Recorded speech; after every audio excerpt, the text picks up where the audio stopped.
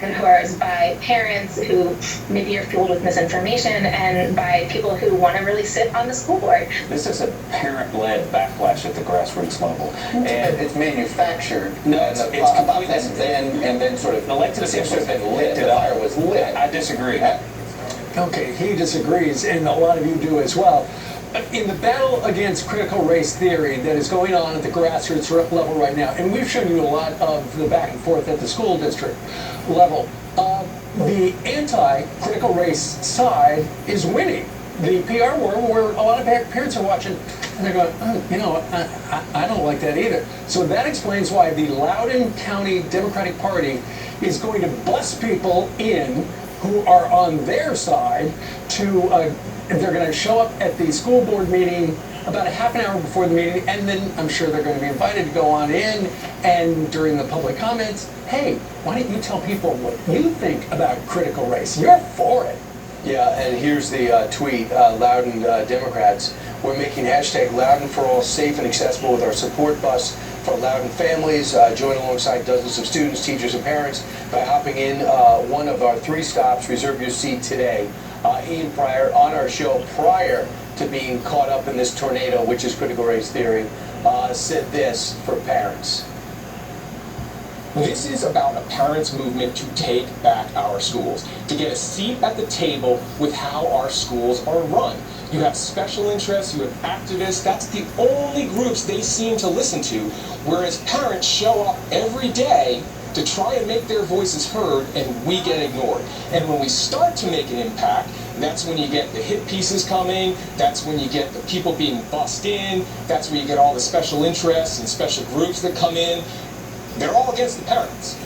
So on that tweet, the tweet was from Loudoun Democrats that Brian just read you. There are 3 stops. They'll pick you up. You can make a small donation, and they'll bus you in. You know why? Because we continuously show these sound bites of these school board meetings, and you have moms and dads that are up there at the microphone saying, we do not want you to teach our children to be judged on the color of their skin. We want them to love everybody. Our kids aren't seeing color.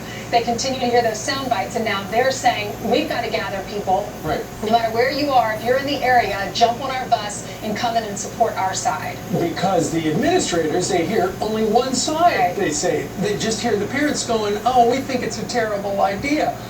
The Democrats want to bring in the other side so that it balances it out, because right now the administrators are having to cave, and they don't like You know that. who else is coming to the meeting? Equity Loudoun, Planned Parenthood Advocates of Virginia, and Equality Virginia. Right. Meanwhile, Dr. Bodie Bachman Jr. wrote a book about this. He was outside the country for a while, came back and couldn't believe what's going on with critical race theory. And he says it's not about race, it's about Marxism. Listen. 2 of the biggest bestsellers in recent history are Robert DiAngelo's Right Fragility and Ibram X. Kendi's How to Be an Anti-Racist. And a lot of these programs that say they're not teaching critical race theory are actually using these books and books like them in order to promote the ideology, but they don't use the name. Therefore, the idea that things happen based on merit, according to CRT, is a complete farce. That's just them saying that the game is rigged. Racism is everywhere. It's baked into the system. America is racist everywhere all the time. So 2 things he did there. What he's trying to say is, when you subscribe to critical race theory, you're not saying that you're studying about race in America.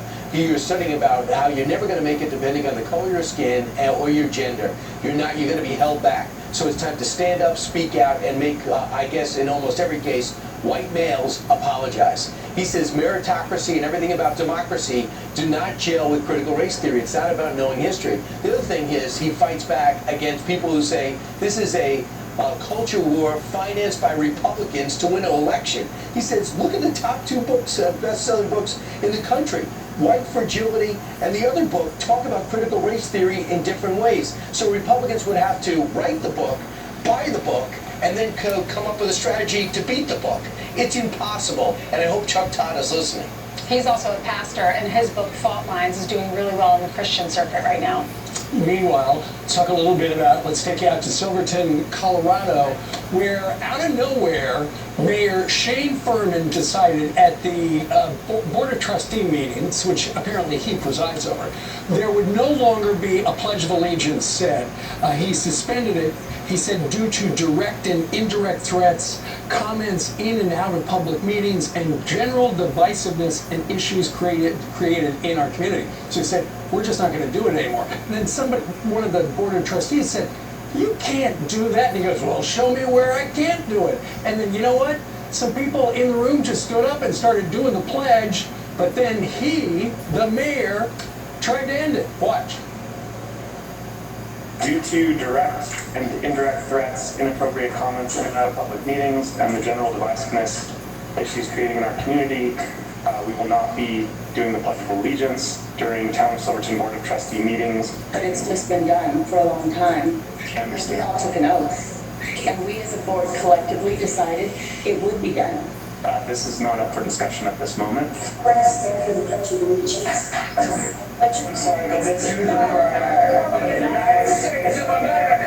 I'd note that that's out of order. We did have a one-strike policy. I'm not going to ask everyone to leave tonight, but if something like that happens again, we will. That's great. And so the woman who led that, Molly Morella, said that to tell members of the public that they are not allowed to say the pledge during public comment and threaten to have them removed, that is one strike and you're out. That policy violates every single one of their First Amendment rights. And I got a feeling even though Shane Furman, the mayor, said they're not going to do that anymore, they're probably going to do that every time. Yeah, good for them. Good for them. You know, they're standing up for, he's worried about hurting someone's feelings to say the Pledge of Allegiance. Who are the people who are complaining? I don't know. They're anonymous complaints. Right. Why don't they come up? Or are they really there? He doesn't want, exactly. So he doesn't want to hurt anyone's feelings. What about the feelings of the Gold Star families that have lost their loved ones fighting for this country? You know, where's his allegiance to them? My grandparents fought in the wars. One of my grandfathers almost died. A kamikaze plane came down next to his Navy ship. And thankfully, the guy ended up crashing into the water and saving the lives of all those Americans and did a peace sign to my grandfather. But we heard those stories growing up. I remember when Tom Brokaw wrote his book, The Greatest Generation. And I remember all my grandparents and their friends sitting in their living room talking about that book and talking about their war stories. Where's your allegiance to them? This is the United States of America. Just makes me so mad that some people don't want to say the Pledge of Allegiance or the anthem. Well, but then the people, just like we see in the school boards, grassroots, once again, they're in Silverton, Colorado. They're standing up for it. They're just standing up and they're ad-libbing. Like we do for 3 hours a day. Once in a while. Meanwhile, at 19 minutes after the hour. All right, coming up, a Mexican border city rocked by violence over the weekend.